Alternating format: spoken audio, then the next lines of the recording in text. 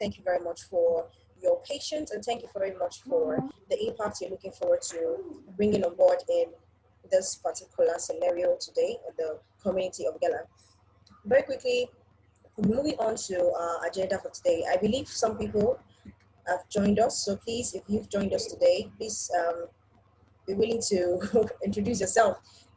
We don't know each other, but then by introduction, we can always get familiar with each other.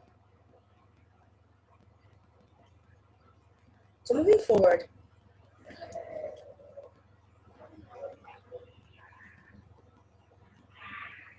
we have some mentors and mentees who have introduced themselves.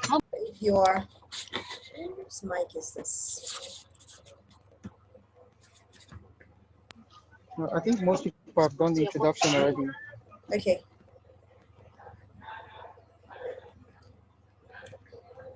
So very quickly, moving forward, we are to talk about understanding the United Nations SDGs, which is for the week 1. And for the week 2, we have to talk about the global citizenship for a sustainable future.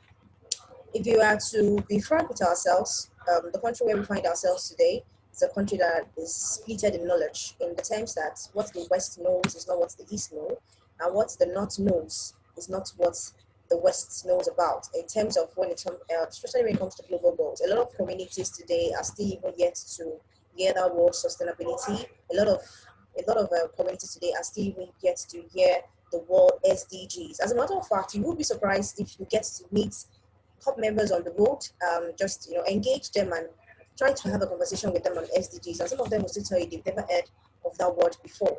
In as much as that, understanding it before we can even reach out to others to explain to them is something very major.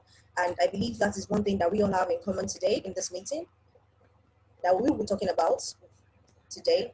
So, first of all, do we consider localizing SDGs as a thing of priorities? As a thing of priority, rather, do we consider localizing SDGs as a thing of priority? Localizing SDGs, well, I mean, localizing SDGs in the aspect of language, in the aspect of culture. Do we consider localizing SDGs as it pertains to language? Take, for example, if you have a Yoruba audience, do we consider localizing SDGs to that particular language where people can communicate with? I believe everybody has muted their mics. Okay, so if you would love to speak, you can just open your mic and let's have a discussion together while we work on bringing on board our mentors to have a thing or two to say, and also our mentees will be talking about this same topic together today.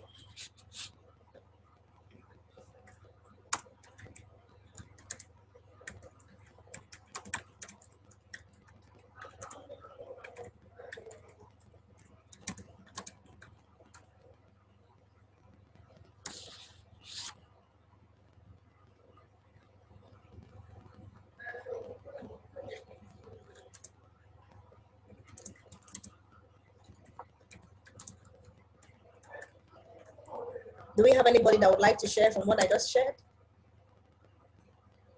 Do we consider localizing the SDGs as a thing of priority in the country at the moment?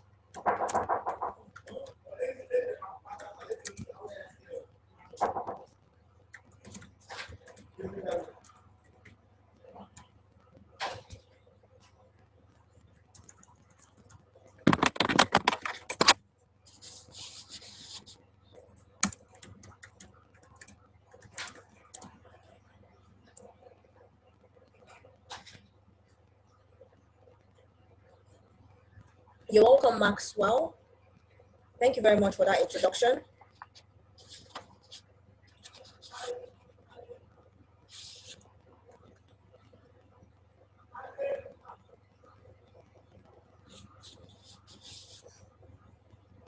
Please, if you're just joining us, you can as well just introduce yourself through the chat section. We don't want to have a background noise that would be distracting us. So you can just as well, just like Maxwell did, introduce yourself through the chat section and we can move on together today. Like we said earlier, the topic for us today is understanding the United Nations SDGs, the United Nations SDGs, which are the Sustainable Development Goals.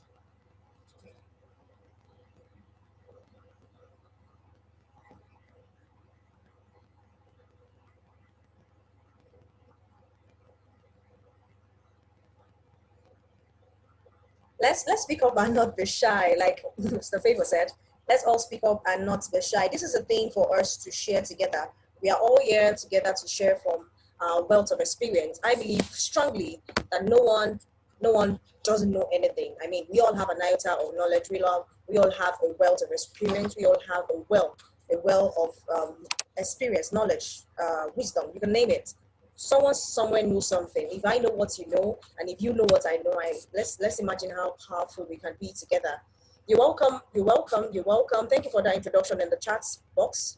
For new people who are just joining us, if you have the newcomers, kindly just indicate in the chat box, and we can always welcome you. Please let's not be shy. Let's not be shy. This is a virtual meeting. If you're shy in a virtual meeting, you can as well imagine how that would be in a physical meeting. This is a virtual meeting. We can always have a conversation together here.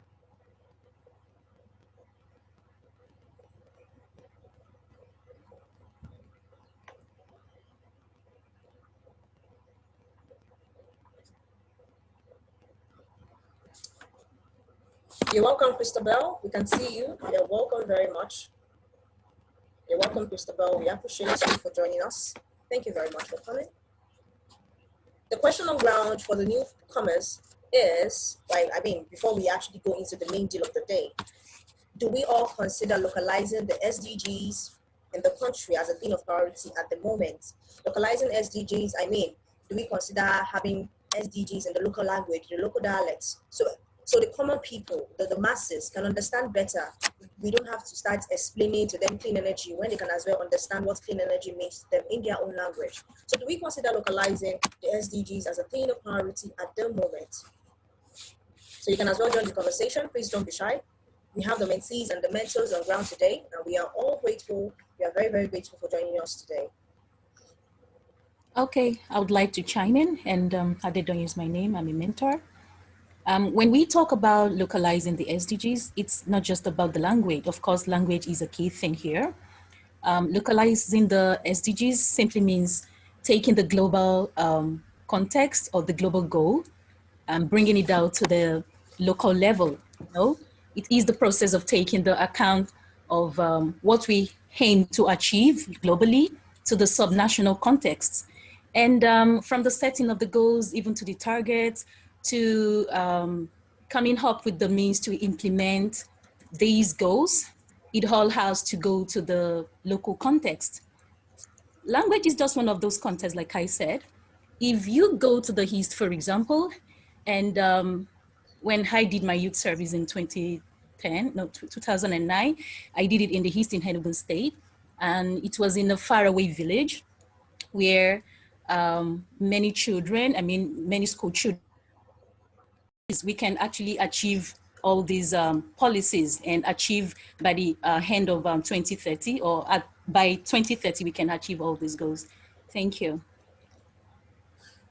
Wow, wow, wow. That is really wonderful. I like the fact that you actually stated the aspect of, look, if at all we would be localizing, if at all we would be, opening up the SDGs to our people, then it has to start from the bottom to top. And I feel, in fact, that is one of the things that as a country we need to emulate in terms of values, in terms of having a well-structured family unit. If every family unit are well-structured, if parents are doing their duties, then the children that come from this kind of family unit will go as far as becoming a better person in taking key roles, positions later on in life. And you can always imagine how beautiful the world will be, bottom from the top. Thank you very much. Thank you very, very, very much for that, Adedoyin. It is really wonderful, and I must say that it is really insightful.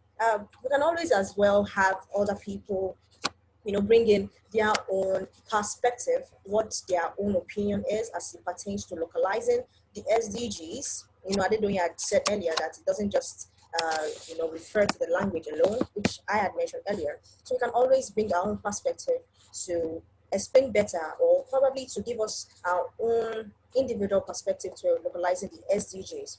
Personally, I'm from Ogun State. We all here are not from my state. So the way I think the localizing SDG would work would definitely be different from the way you think the localizing SDGs would work. So do we think it's a thing of priorities at the moment? We'd like to have our views. Please, if you're just joining us, thank you very much for joining. If we have anyone that has not been able to connect back, kindly just inform them or something that they can always connect back with the same link and we move together.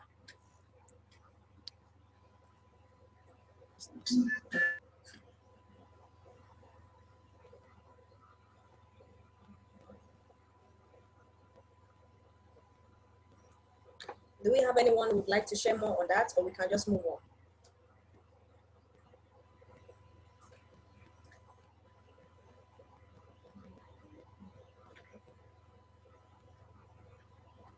Mumika Day, okay, I can see your hands up. Would you like to share? Kindly unmute yourself and let's hear from you.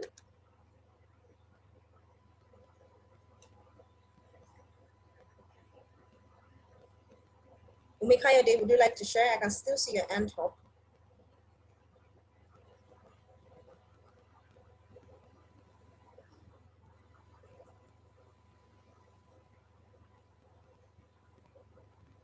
Mumika Day, are you there? All right, I can unmute myself now. I was not able to unmute myself initially. All right, thank you very much. Okay, again, I'm glad to be on board today and talking about the localizing SDGs in line with what the previous mentor spoke about.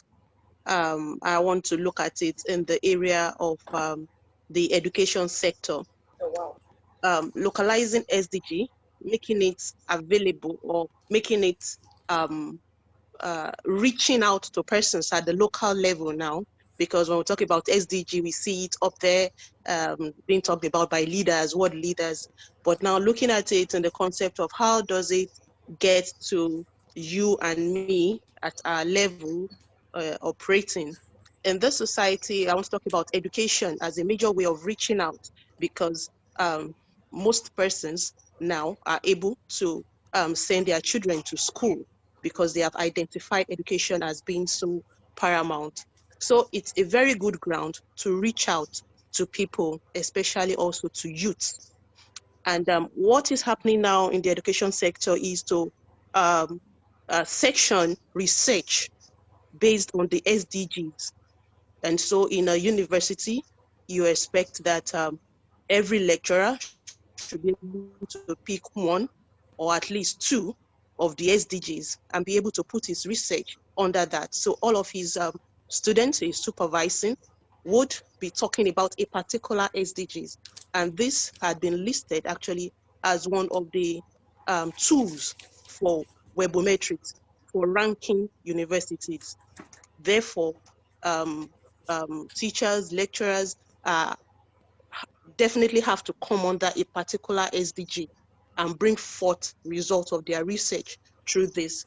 And I see that this is able to help with lot of awareness for students, especially when they get to 400 level and they have to do a project and then they are, in touch with their supervisors. This gets to the roots and persons are able to carry out research in this field. Not all universities have adopted this presently. Only universities I know like Covenant, Landmark, and a few other universities, if are mostly private. A lot of public universities are just coming up to this knowledge and they are holding conferences on, how to implement this. So I believe in a few years, we will be able to have this awareness go round now in the education sector. And the education sector is going to help to bring forth this localization of the SDGs also in this context. Thank you so much. Wow, Right. that was a great one. Thank you very much, Dr. Wumi Kayode. It was really wonderful for you to come us from the aspect of education. Before I talk further on that, I can see a message on the chat box from Mr. Isaac saying he would like to know what the SDG stands for.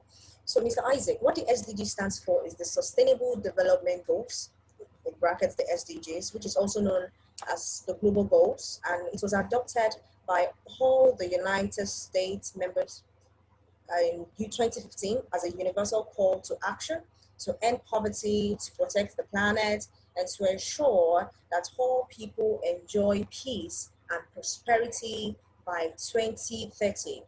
As a matter of fact, the SDGs was built and based on the success and the excesses of the MDGs, which is the Millennium Development Goals. So I believe I've been able to address that particular question. So if you have any other question, we can always drop it in the chat box, or we can as well raise our hands up, and I would be calling on us to unmute our mic, and we can always share together. The beauty is for us to have a shared knowledge and to enjoy our time today on this virtual meeting. So moving forward to Dr. Mumi, I want to say thank you very much for really coming from the aspect of the research. As a matter of fact, like I mentioned earlier, you would ask a lot of hub members today, I've never heard the word SDGs. Some of them never even heard the word MDGs. And imagine if there was an adoption from the university, I mean all universities adopting the SDGs from the angle of research, from the angle of supporting conferences and all of that. I feel we will go further, and our education sector will be rightly positioned in achieving the SDGs, most likely by 2030. So I still want to hear from a lot of us. I can still see a lot of people. I can still see a lot of people from the mentors, from the mentee. Particularly, if you would allow me, I would like to hear from Mr. Tony. So, Mr. Tony, are you there, please?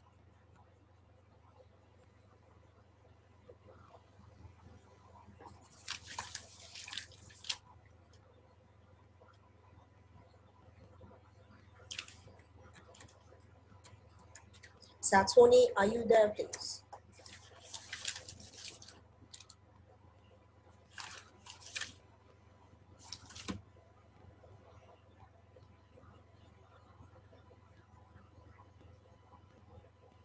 I don't know. Is Mr. Tony there, please? Sir, you can unmute yourself. I can see you're online. You can unmute yourself, sir.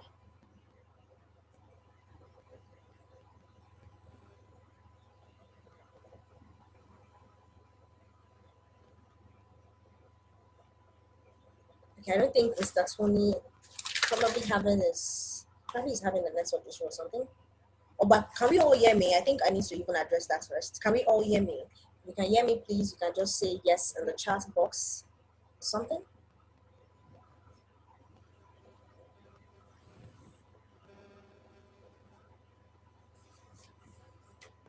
Okay, sorry, apologies.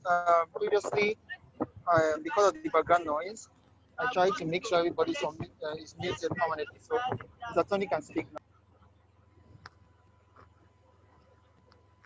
Okay, I think we can guys. talk now. Yes, thank you very much, Mr. Favor. Yeah, I was actually trying to unmute, but somebody was locked from. Oh, thank you very much, Mr. Tony. So we can have your view now, sir. Pardon? Can we have your view now, sir, as it pertains to the SDGs and the localizing the SDGs and as a matter of priority in the country at the moment? It's a different thing for us to understand the United Nations SDGs, and it's a different ballgame for us to be able to bring it down to our own community, bring it down to our own Nigerian context, bring it down to those that we know that truly really needs it, aside from the concept, bring it down to reality. So do you think, sir, that it's a matter of priority? Let me quickly say something. I think Mr. Tony will be speaking, but we have not just Nigerians here. We have other countries. Yeah, so so I think other people from Ghana, they are also there. So it's important so that when Mr. Tony addresses everybody. Okay. Thank you very much. Thank you very Tony, much. you have the floor. Yeah, thanks, Favor, and Laura, thank you. I think I wouldn't know much about what's happening in Ghana, but for Nigeria, to a large extent, the concept of the SDGs has, been all over the place. A lot of people are talking about it, and institutions are showing activities around it in a way. But in reality, we are still having this issue of transiting what we think at the top and finding a way to filter it down to the local communities, the baselines where these changes or the impact of these policies are meant to be felt. So that for us is a fundamental issue as a country. There's this mismatch of priority between what we say we want to do and what we actually get to do on a daily basis. In some other countries, like in South Africa, and I think to an extent in Ghana, in countries like Rwanda, and also in Kenya, there have been a lot of impact felt with regards to some of these policies. And that's because the country, as it were, have been able to set structures to allow these things to permeate down the line. But for us here in Nigeria, there's still that issue. This centralized, are we decentralized? You know, by in the outlook, we look like we are running a centralized system, but in reality, it also looks like we're running a decentralized system. So a lot of the requirements for achieving these SDGs now has to rest with the private sector, has to rest with NGOs like GELA and some other well-meaning NGOs that are doing great things around the country. So we have to take up these reins and see how we can, in a way, you know, bring people to the consciousness of these happenings and the availability of these policies that they can actually get to utilize for their own good. We've seen a lot of organizations come into the country trying to make impact directly without going through the confines of the government, trying to reach the people directly to provide, you know, things that relate to the SDGs, you know, and that's right now is the only way I think the SDGs are being felt at the grassroots. Aside that, having the government put policies together to ensure that from our own central system, we are reaching out to our people. I don't think we are there yet. Probably in the coming years we could, but right now no. I don't think. Yeah, thanks. Oh, thank you very, very much, sir. Dr. Wumi Kayode, I can see your hands up. Would you like to share one or two things about what Mr. Tony said?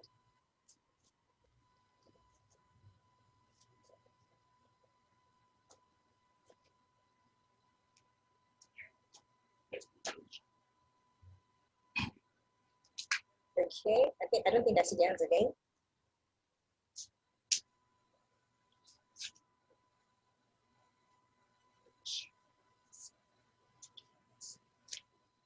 Okay, I think the hands were up previously for a while. Yeah, I think that was the first time she spoke. I may be wrong, but I think so. Okay. Okay.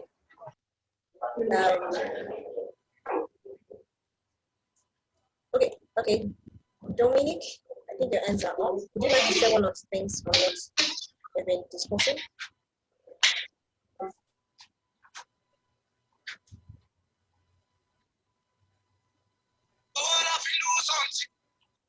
Yeah, I'm Dominic from Ghana. I'd like to make some more submission concerning the issue at hand. Yeah, looking at Ghana setting, the Ghanaian setting, in our quest to achieve. Hello. Yeah, okay, we can hear you. Hello. Hello, Deborah. Mr. Yes, I can hear you. Dominic, we can hear you. Yeah. Okay. As I was saying, in our quest to achieve the SDGs, the government of Ghana has enshrined the goals and targets of the SDGs in the National Development Plan.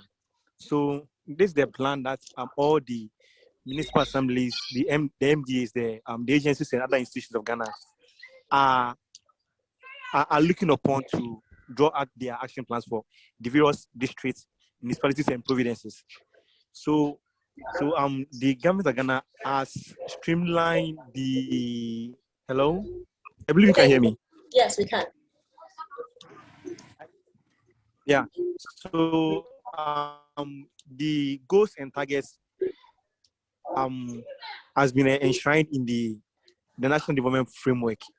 So it is serving as a guideline for the development agencies and the development sector to look up to in developing their plans for the various years.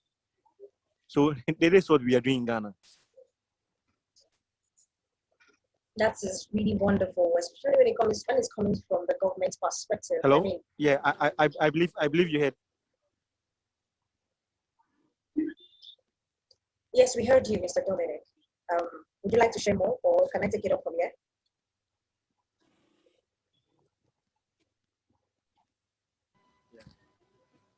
You can. Yeah. Oh, all right, thank you very much. So, like I said, it is really wonderful to have that from the government's perspective, because the government is meant to govern the people in terms of law, in terms of order, in terms of prosperity, and in terms of service. So when it's coming from the government's perspective, it's really wonderful, and I must commend the government of Ghana, your country, for doing that. We hope that our own country, Nigeria, and probably some other countries of the world, and particularly citizens that belong to one country or the other on this platform today, would have something that's related to that. Because when it's coming from the government perspective, we get to feel the impact more. A lot of times, some NGOs are restricted to, do some things in some particular areas. Sometimes the government can choose not to approve, give you approval for something. They can choose not to. They can choose to just, I don't know. From personal experience, um, sometimes I try to just reach out to the government first. That's how probably the superb, the ones in education, and try to reach out to them to get an approval for something. Sometimes you just, I don't know, maybe it's the wickedness or the fact that how can you be achieving something they have not achieved? So they just choose not to approve it to you and all of that. And in turn, this is them denying some children out there, this is them denying some citizens out there the benefits that comes. It's not just the knowledge of the SDGs, but also the benefits of achieving the SDGs. I mean, imagine providing for a village that doesn't have food. Imagine providing food for them, addressing the SDG 1.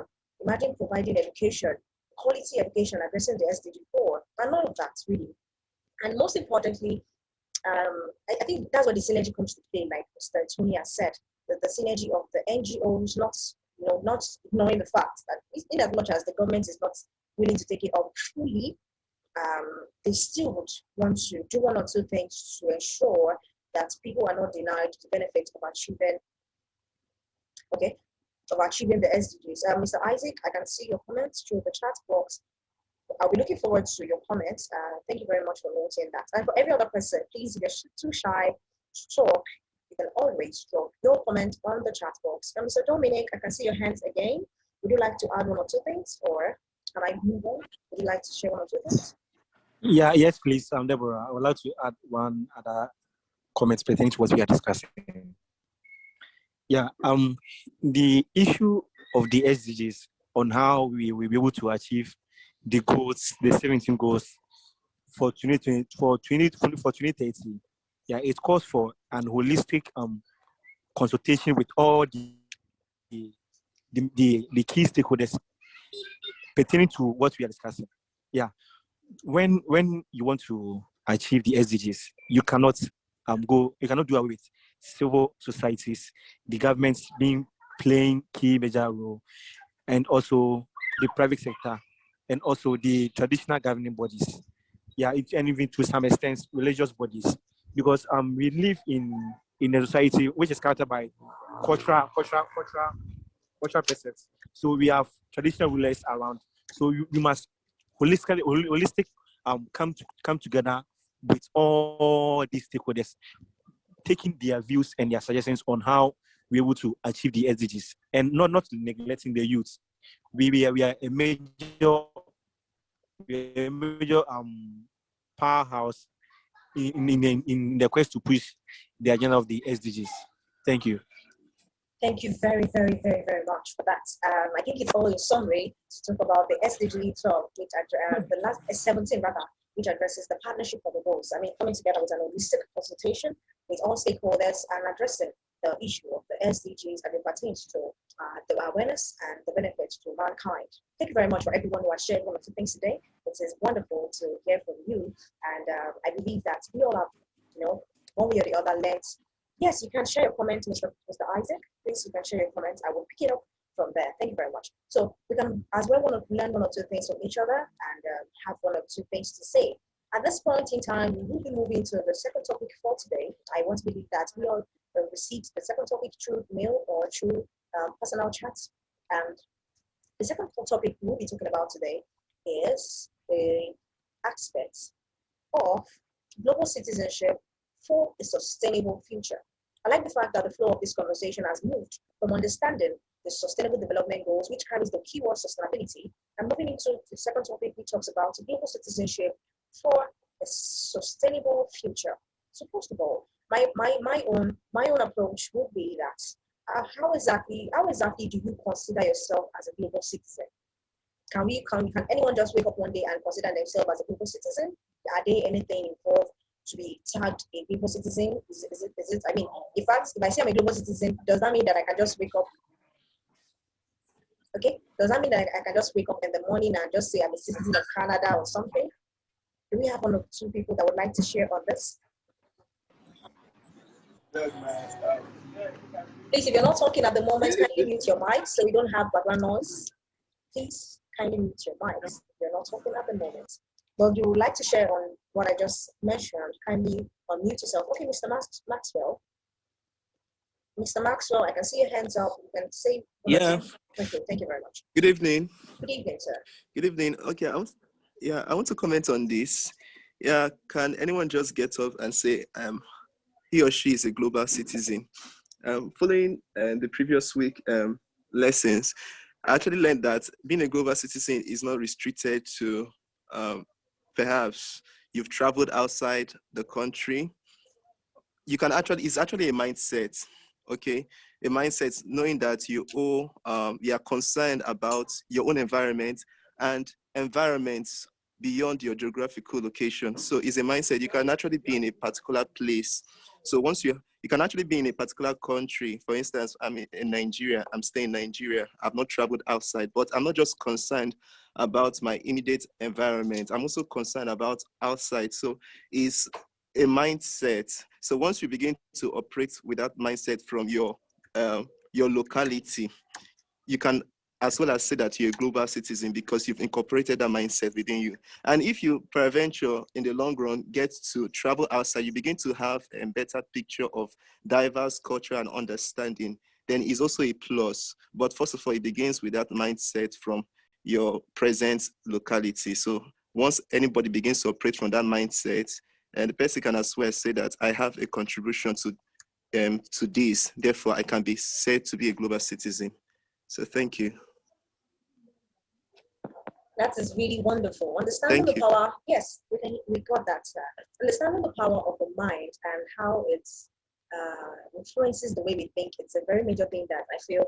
But once we all understand this, it will shape the way we react, we respond, and address issues. The thing of the mindset, that is really wonderful, Mr. Maxwell. I think I love that. So I can just claim I'm a citizen, or should I just say I can just claim I can always impact Canada. I can always do my own little thing here, in quotes, to influence policies in Ghana. Do my own little thing there to influence things in other countries, and other people outside here in Nigeria can also, one way or the other, also say that yes, they are also contributing to global goals, especially which are the SDGs, the Sustainable Development Goals. Mr. Dominic and Mr. Maxwell, I don't know if you would like to share something. I can see your hands up, Mr. Dominic and Mr. Maxwell. Yeah, thank you once again, Deborah. Yeah, concerning the concept of global citizenship, it's first realizing that your actions affect the next person beside you.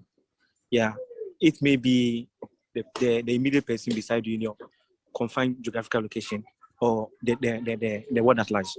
So it starts with you realizing that your action may directly or indirectly affect someone somewhere in another country. So when you understand and have this conviction that your actions might affect someone even far away in India, it first starts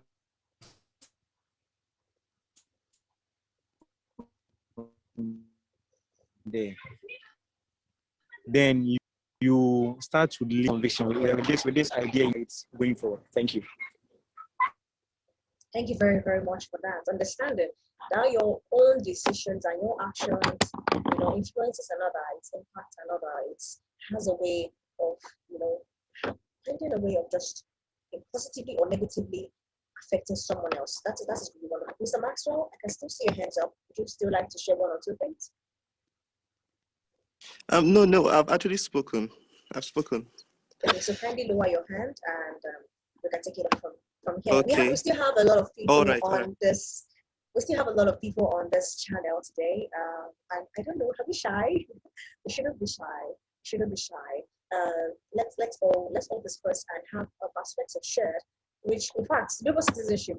I want to believe that your own knowledge, your own inputs today would positively influence mine. As a global citizen, I want to believe that your own knowledge and all of that. Okay, I can see another person hand up.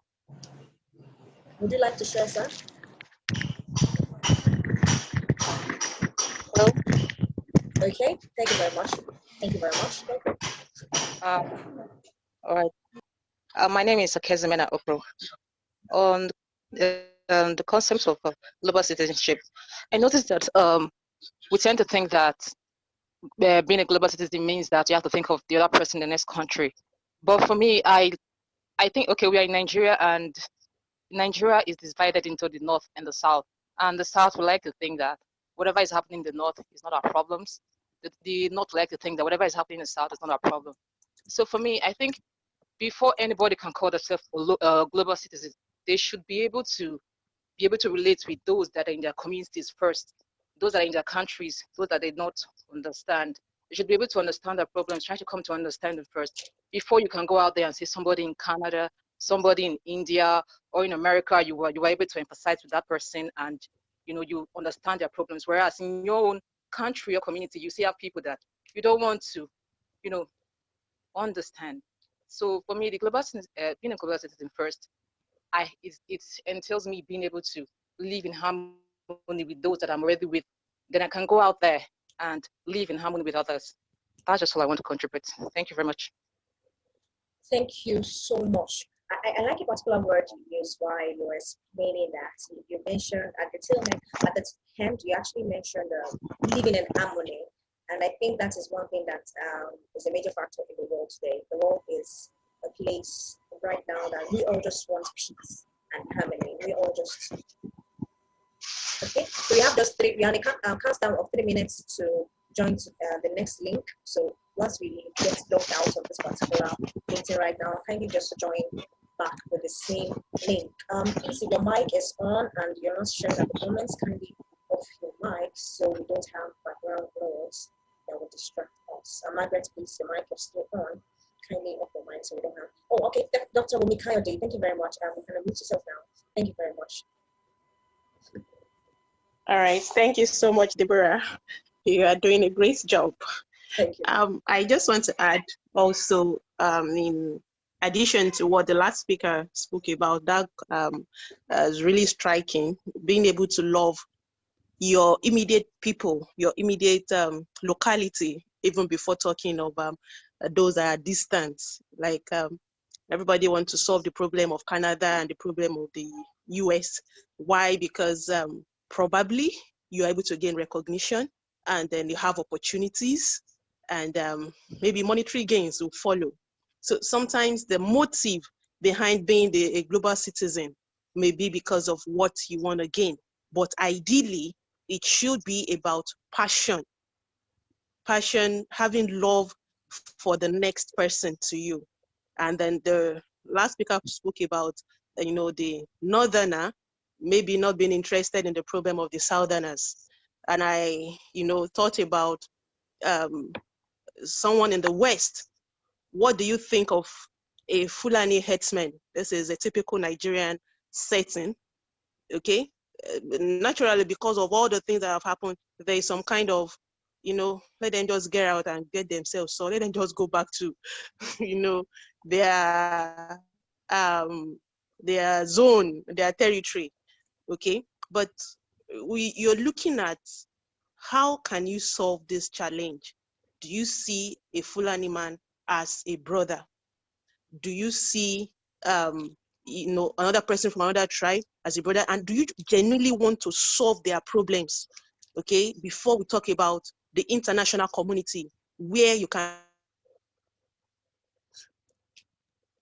get some things, to do something for a full animal, nobody recognizes what you have done because they can't even pay you for what you are doing. But yet you have the passion. That is where I think it starts from your next door neighbor, being able to solve their challenge, being able to, you know, give out irrespective of, you know, prevailing situation and circumstances that could be in the country at the moment. So I just want us, I mean, to think about the other side of it. So good things that had been said about being a global. Before Zoom will log us out, so I just want to give a